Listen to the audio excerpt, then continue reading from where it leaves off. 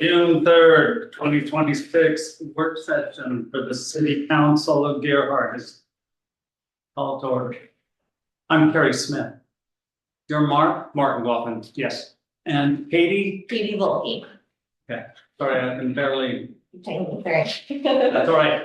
This is Paulina, you know, Karen. This is Dana. Dana. That's Preston. Hey, Preston, how you doing? I'm doing well, thanks. All right. Are we not recording now? Nope, we're all good. Actually, we're not. Chad, you accidentally took the responsibility, so I can't switch it.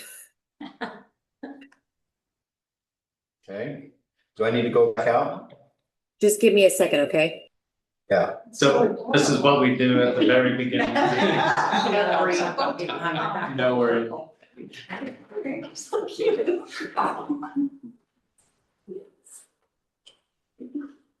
That's Eric's copy. And it's even more cute in person. Okay, it switched. Okay, good to go. Good. All right, so how do you guys want to proceed with? Do you want to tell us? Oh, yeah, I can happily orient everybody. Okay, that would be good if you oriented us because I'm disoriented.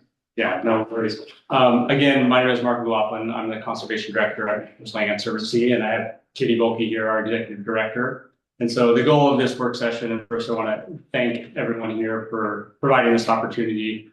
It's kind of twofold. One, I know I presented about this a number of months ago as well. And so there's the 2nd Street property here in Gerhart that we recently acquired and are hoping to be able to transfer to the city as well. In addition to that, there's a hope that we can also build a partnership to help the city protect additional lands along Neocoxie Creek in the future, should those opportunities arise. And so I would plan to go through my slide deck that I have here, but I'm happy to answer any questions if you look through it and have any. But I can also touch base on some topics on just the importance of protecting Neocoxie Creek, the riparian lands, and why we think a partnership with the city would be helpful if opportunities, like I said, arise to potentially protect and conserve additional properties along the creek. Okay,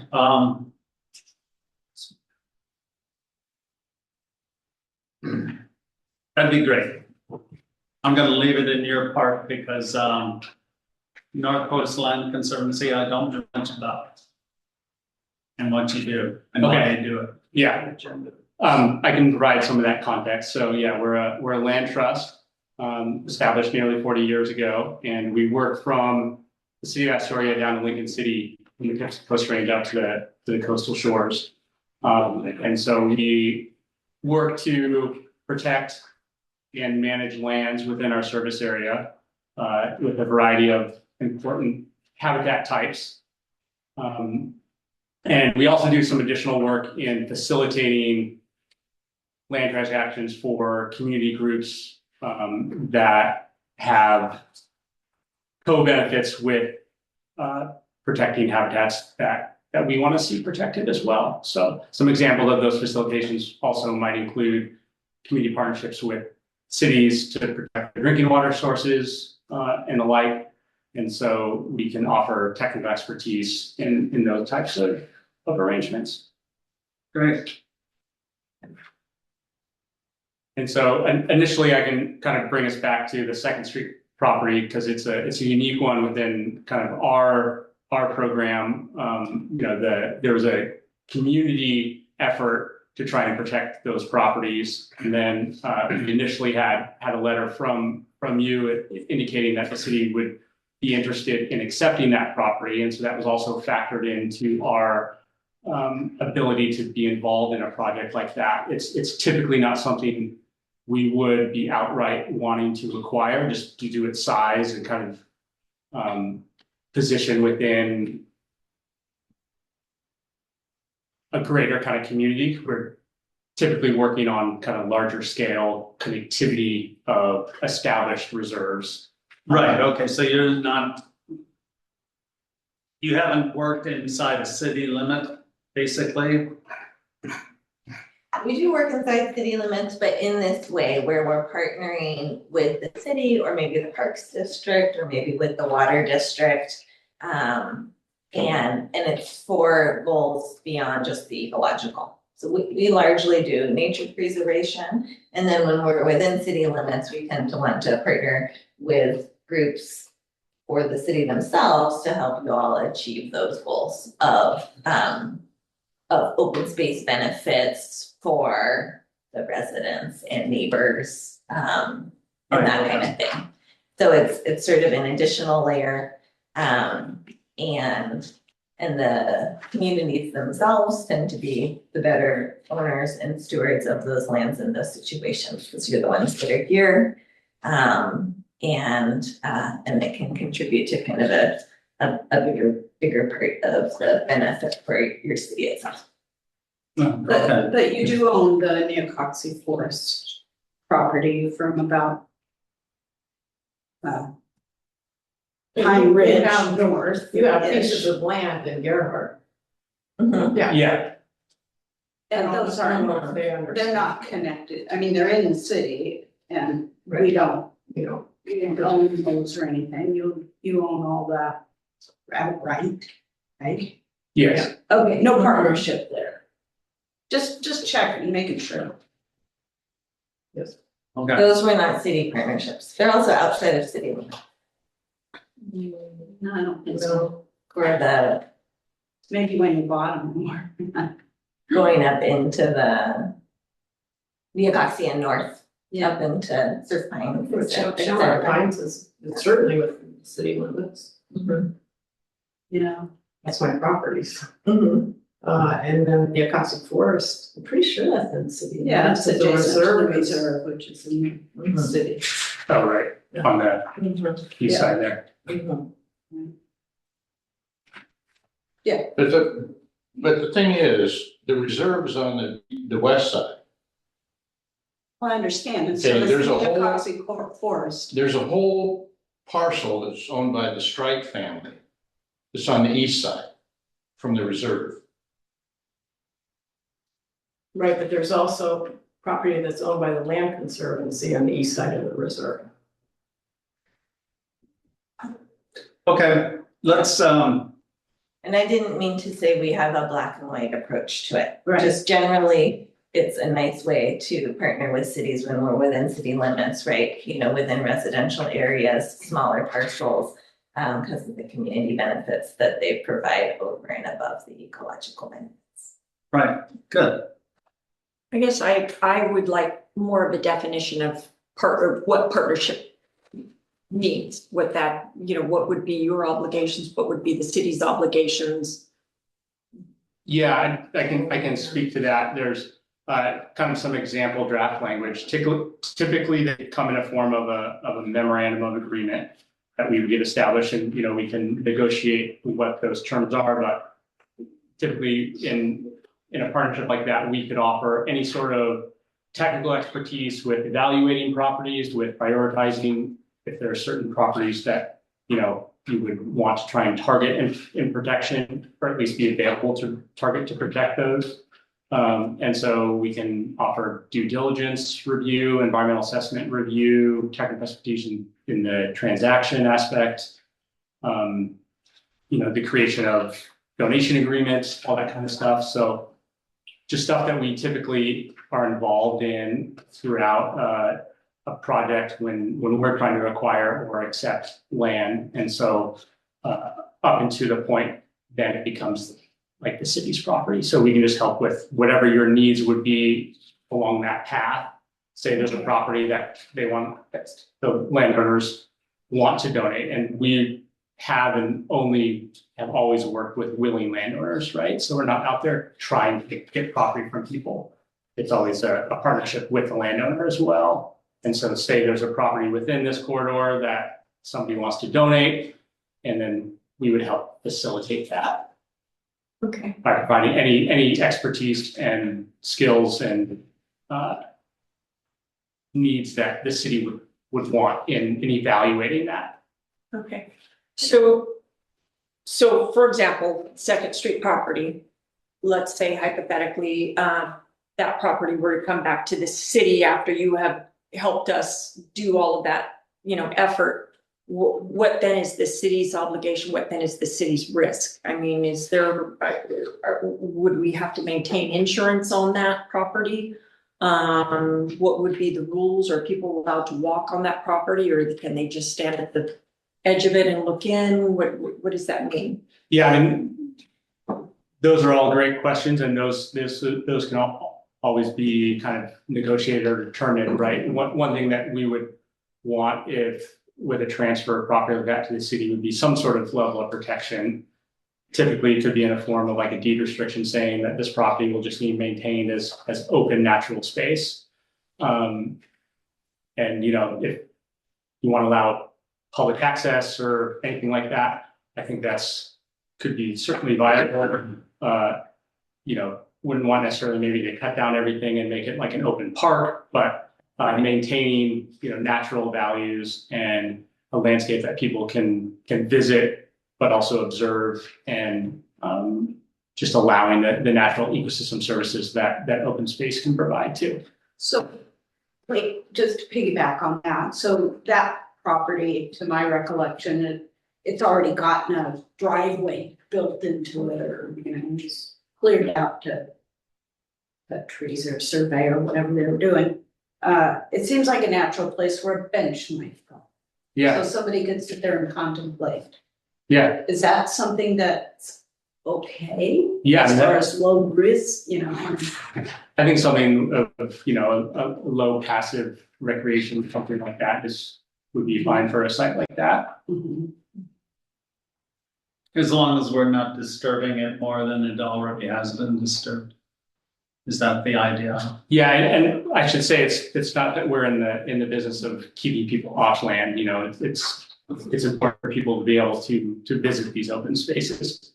I think there's maybe a conversation about how big is the area? Would it be worth having any sort of established trails or anything like that? But having something like a bench or observations area where people can see the creek or bird watch or immerse themselves in a forest, I think is certainly valuable. Okay, great. Maybe a little bit of explanatory statement about the property, Yeah, and why it's signage. there and why it's preserved the way it is. Yeah. So would that be the normal process? Each piece of property, we would come together and we would establish what are the characteristics of this property that are unique that we want to protect, and how do we best do that? And to what extent do we allow the public to use the property that belongs to them, or protect it from, damage from public? Does that make sense? Yeah, and another aspect also would be, say, if the landowner is wanting to donate the property to the city, what are their intentions, what are their wants and their goals in protecting the property too? Maybe they want to have a trail, maybe they don't, so those are also part of the conversations where we have an open dialogue with whoever's involved to see what the ultimate goals are and if you can come to agreement on everything. So with any of the cities that you partner with now, do you have, for example, a commission or a group? Is there, somebody that from the community that has been identified other than the city council that makes those decisions with you? Because I would think that would be most appropriate for us not to. I mean, we have a role, and our role is to make rules and laws and whatnot for Gerhardt, but we actually have breakout people that do work on things like this. Yeah, there can certainly be a point of contact. Like when we're working with other communities, might be the general manager for that water district that we work with. So we're not working with the board all the time or The very much citizen at all. committee So, that oversaw it and determined. yeah, so but then you would have maybe your own internal process. So for just working with one person from the city as a point person and going through that process, and then whatever the city actually needs to do to take the next steps. Preston, you had something? Yeah, I mean, I totally believe in what you guys are doing, okay? My question is, since we have limited employees in the city, Who's gonna be responsible for maintenance? Yeah, the long-term management and stewardship of the property, yes, would fall on the city. Yeah, well, There is, of course, opportunities potentially to, bring in community volunteers to help maybe go pull ivy or have some work session days. So I mean, those are models that exist on our other properties as well that we manage, that we bring in volunteers to help with some of that upkeep when needed, going and cutting down Scotch broom. That we don't have that here, but there is maybe some ivy or something like that. But a lot of the times, we have properties that we still visit and we still monitor and we still see what's happening, but we're not necessarily out there, pulling weeds every day or anything like that. It's kind of letting nature do that, of course. that's gonna be a real sticking point with me. Okay. And originally, I wrote down here, who's gonna keep paying the taxes, Right. right? And then I had a meeting with Chad. The taxes to the city were fairly minimal. But they have been paid ever since the city was incorporated, Right. and we've been getting the income off of that. And in today's world, the expenses going up and everything else like that. I mean, every time we can get a nickel, Yeah, that's just a nickel that we're not losing. that is true. I guess I understand that fully, because if you're potentially taking properties off the tax roll, you would not have that source. I guess there's the other side of thinking about it is, yeah, some of the properties, I was looking at that they pay like $103.20 a year in total taxes, right? For property. So not a ton of money, but I think there's also the flip side of the ecological services and the values that bring of having kind of that open space maybe next door to a house potentially could inflate those property values more. So, I mean, it is a give and take, but I try to include in this, it's high level. So it's just looking at kind of habitat types generally. And so just running on all the undeveloped land that's along the Neocoxy, it's about 17 acres. And if you include the creek itself, it's about 20 acres of land. And running it through this ecosystems calculator, this organization called the Land Trust Alliance. It's the nationally accredited land trust organization. Running through that calculator, it's about $3 million a year in anticipated estimated ecosystem services that those undeveloped properties and the creek allow. So the creek itself is just about under $750,000. So yeah, it's a net of about $3 million calculated just for keeping land undeveloped. Oh, my big deal is. That's not revenue or lost revenue. I'm sorry. My big deal is maintenance. Our public works department is stretched to the max. Are you guys willing to step up and have your coalition come and maintain that piece of property? I think that's something, that we could certainly look into about as part of a agreement with the city as part of the partnership, that maybe there's, opportunities for our volunteer crew to come out from time to time to help whenever there's needed. But I'm glad to hear that, because if you guys aren't willing to step up and maintain it, you're going to rely on the city to maintain it. I mean, ultimately, it would be in an example of if the city owns the property, it would ultimately be the city's responsibility. But what I'm saying is North Coast could have the potential to bring volunteers to help with any maintenance. Yeah.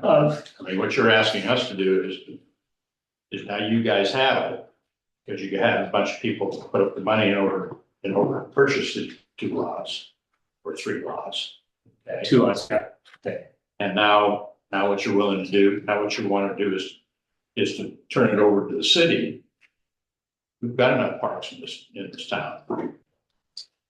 Okay. And what I'm thinking about is the burden that it's going to put on the public works department as far as the maintenance goes. That's going to be really critical as far as my vote in doing this.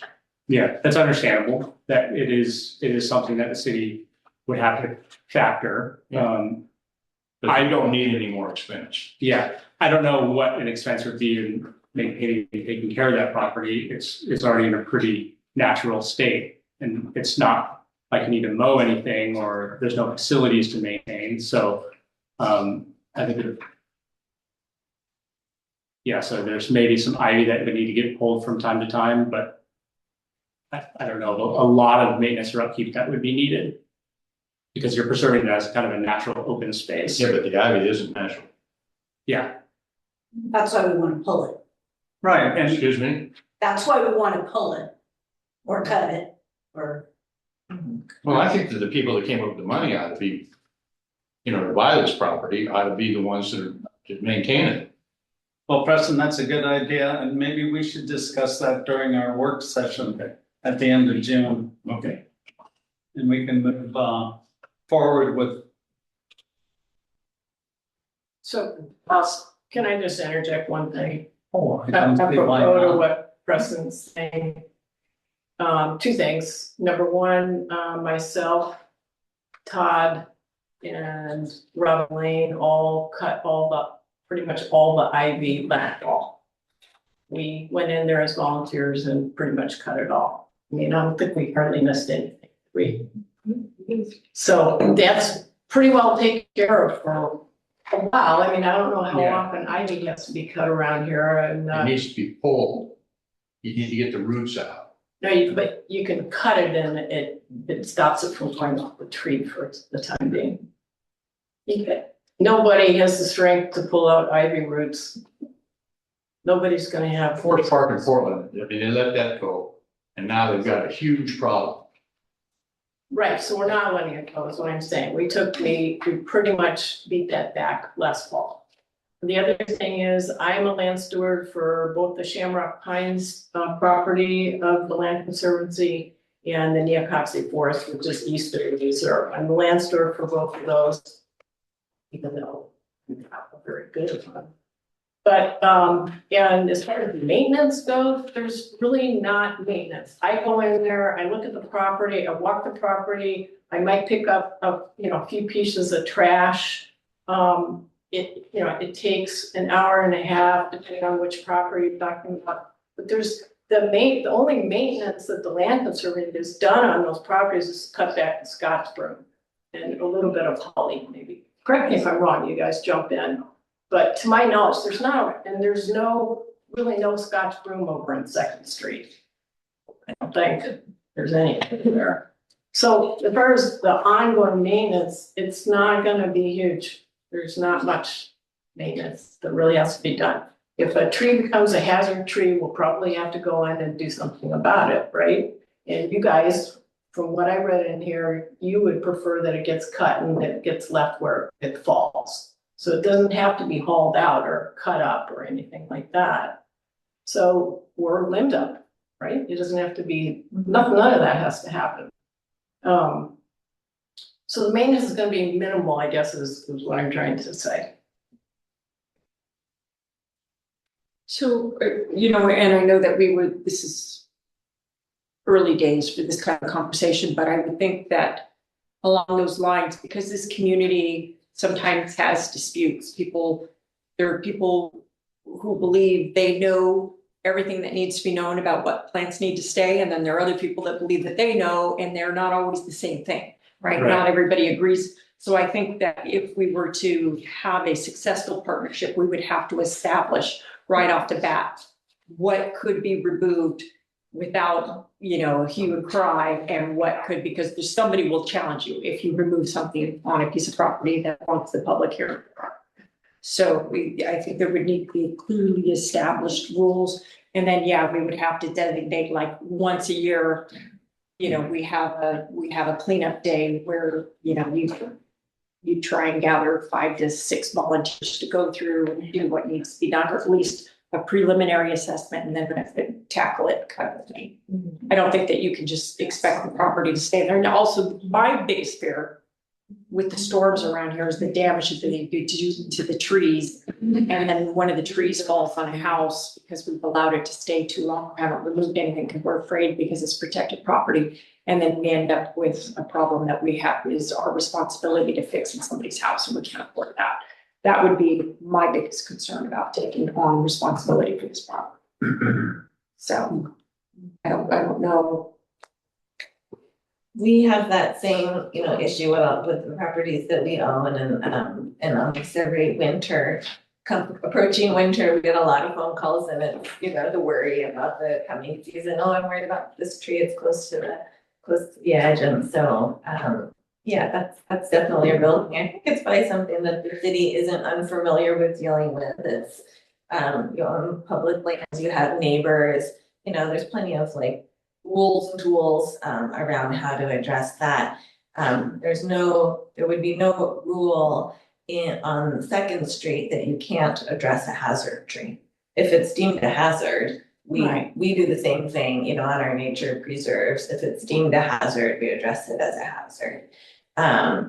And so I think it's relatively simple that way. It's not an additional burden because it was acquired in this way. Now, just cutting it because somebody says they think it's a hazard, that's different than it being assessed as a hazard. So I think that there's just that area there, but that's usually a pretty easy thing to address. And that's how we go about it with our neighbor trees. The neighbor expresses a concern. We can sometimes tell that it's a perfectly healthy tree or that it wasn't on our property in the first place, or, we sort of can do some things like that. I would think that the city would, it'd be relatively easy. It's a small property. It doesn't have lots of different neighbors all abutting it. So there's not going to be a lot of different people having those kind of concerns. And so if a tree is diseased or it's dead or something like that, it would be easy to address. I would be more comfortable if the Land Conservancy could maintain some sort of what's the right word? Consulting role. Consulting role in even whether it's annual maintenance or hazard tree. I mean, those are the two things I think of. I would just be more comfortable because I'm concerned about that. Oh no, you gotta leave the Scotch broom. Oh, you gotta leave the ivy or the holly or. And the other problem that we have is, I don't know if you're aware, but we don't have a code enforcement person. We have a city administrator who's supposed to be doing city administrator duties that finds out that something was posted on Facebook 2 days after it occurred, rather than somebody calling him directly so he could go out and stop it when it's happening. And then it becomes a big hoopla. And the city is not doing its job, or it is, everybody's arguing, is angry at the city. And then somebody's suspicious that we have taken down a tree we shouldn't take down or whatnot. So I would feel more comfortable if we didn't put more responsibility on a city administrator who's not a tree expert to make those kinds of determinations. If there's somebody that you have that we could say that's the person that's going to decide for us what trees need to be removed, rather than it be one more thing that people are mad at the city about. You understand? Yeah, we work with arborists in those situations. Okay. Yeah. With the technical expertise of NCLC, we might be able to work up a management plan as well. Hey, if you have Scotch broom, this is how. Yeah. We can look at this, or if you have, this is what we all believe in, should be handled with ivy, because again, we did get into a lot of debate about whether or not Scotch broom was right for the beach. Leave it the way that it is. It's a nice fixer. If I, go to get our guys or somebody to go and start cutting Scotch broom, and then we end up that. But if we have a little management plan that helps us through that, that's where your expertise can help. And we can negotiate that before any decisions made as well. If you have something in the example language agreement or anything like that, in 25 minutes, at 5 minutes to 6, I have to end this meeting because I have a special guest who's going to open our city council meeting, and I have to meet with her. Okay, I just wanted everyone to be, so if there's something that you want to get to, we'll try and keep the questions down and we'll go to a work session and talk about it amongst ourselves, because this is, it's now 5:32. So is there something you want to tell us about your example of an agreement language? Is that in your little?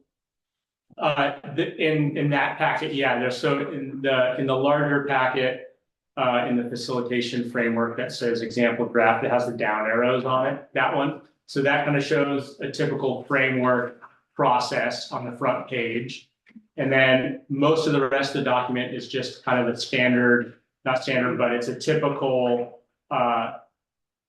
memorandum of agreement, a typical facilitation agreement of what a partnership would be like, that spells out roles and responsibilities. And then the back page of that one there, you know, you're holding, Mayor Smith, has kind of a scope of, an example scope of work of what responsibilities NCLC would have in the partnership, what potential roles the city would have in the partnership. And again, this is just an example draft.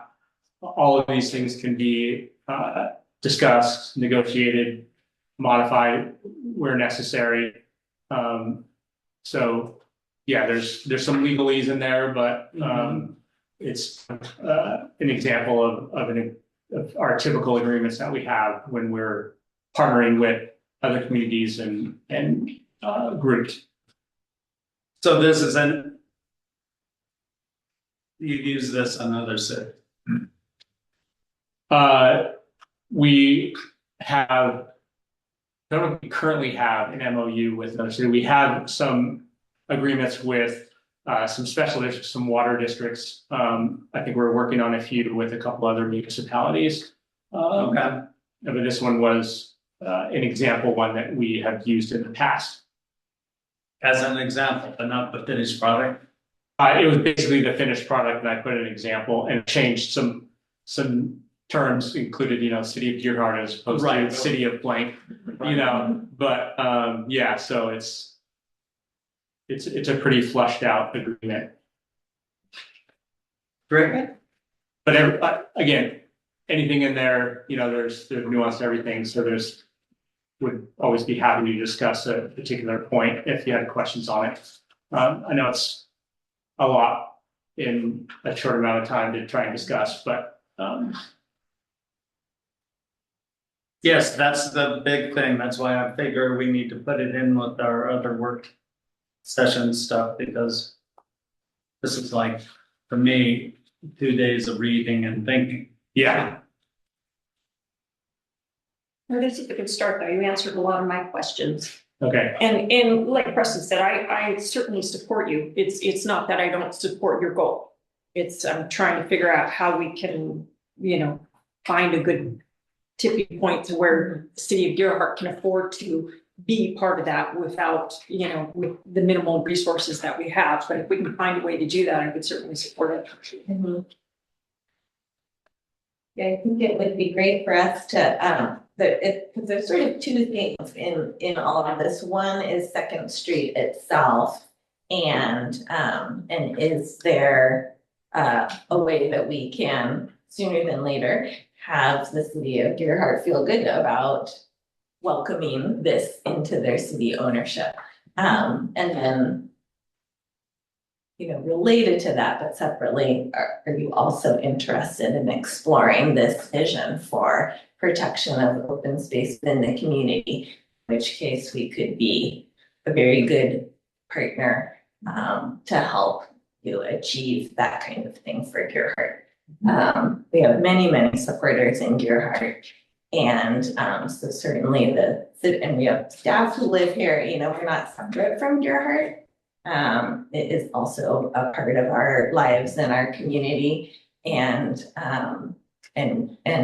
so we experience, you know, very regularly, you know, just a whole lot of interest in this type of thing for the city, and we know that it's hard for cities to do alone, and so we hope that you hear it as an offer of support for something that is expressed as an interest and a desire amongst the community, and then together we can figure out how to get there.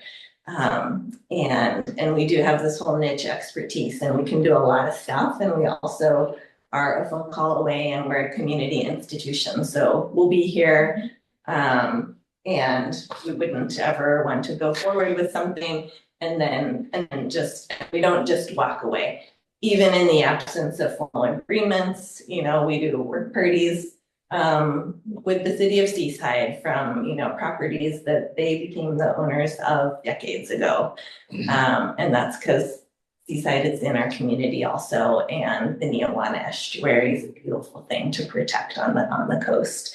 And so I appreciate very much that you have to really consider risk. And I think that within that, we also can offer that considering opportunity and wonder for the community is a really good thing to weigh when we're doing it also. And so I think all of those things can be achieved. Well, I know they can.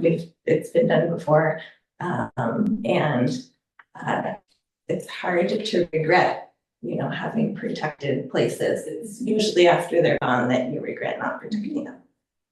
It's very true. Well, I would just like to say that we owe you a huge debt of gratitude, because without the help that you and the organization gave us to allow people to donate to you all, and have that be, you know, tax deductible donation, and all the help that you gave on us. I'm deeply appreciative to you for that, so. Do you have any questions about?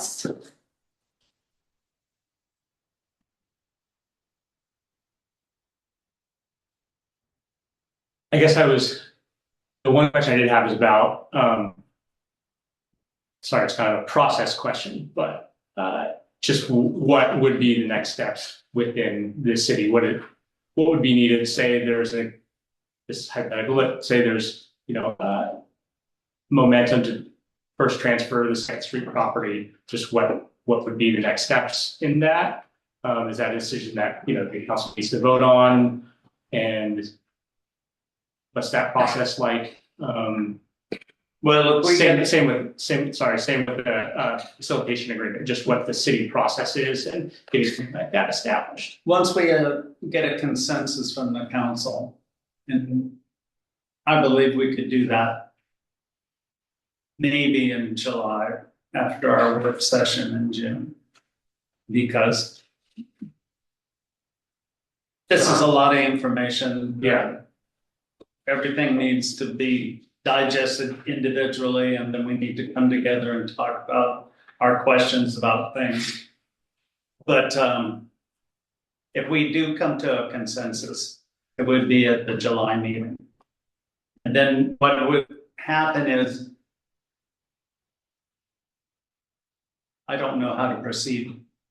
I've never done this. Yeah. I would need some kind of direction from you guys and what we need to do. Do we need to have a team of 2 meeting with you and working out the logistics of what we're going to do and the timeline we're going to do it in?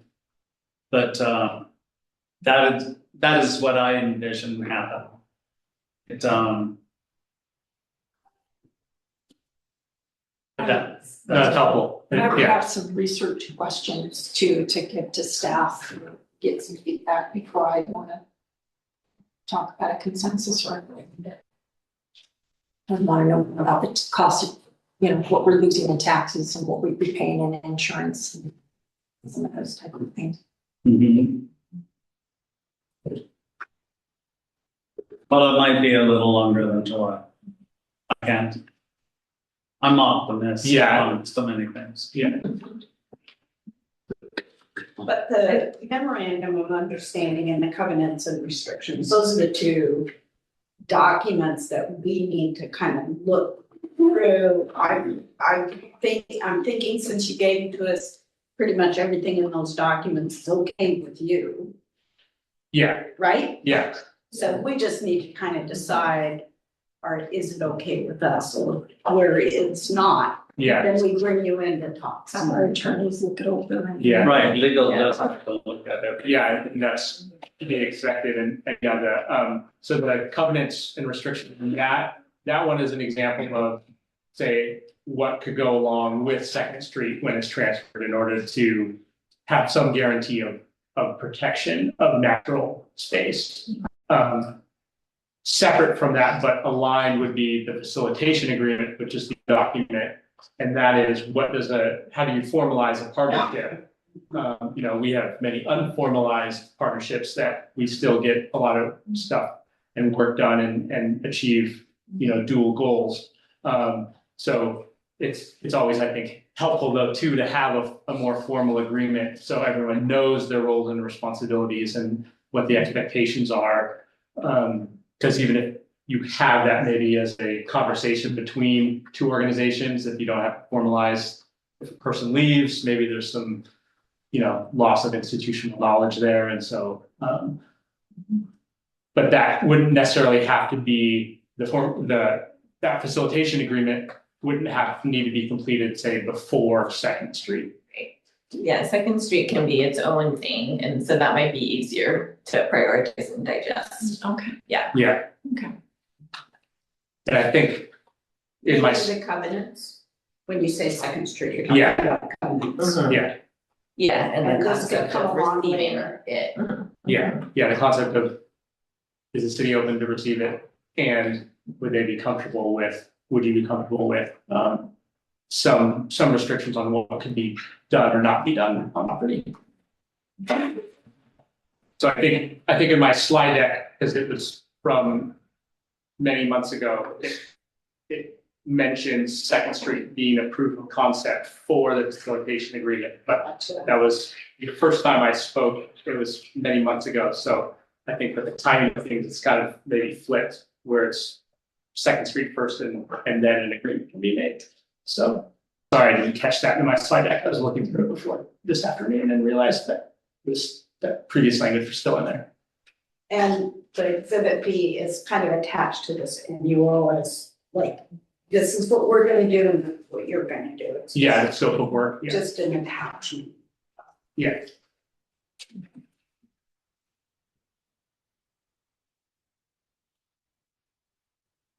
I think it'd be great if people got their questions like to Chad, so that we can have the answers by the 29th Mhm. when we meet again.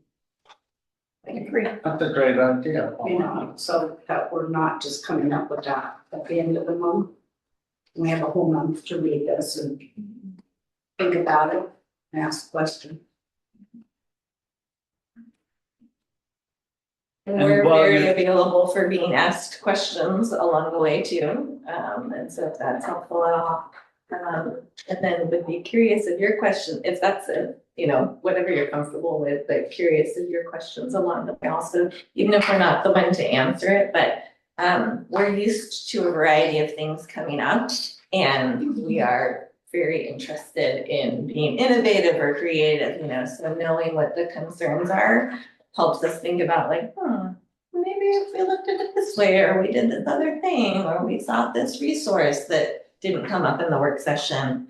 So I think, knowing that these are really, many things that could seem like barriers could be pretty easily resolved. Maybe I shouldn't say easy, but can be resolved. And that we'd be pretty committed to trying to figure that out with you guys too. Okay.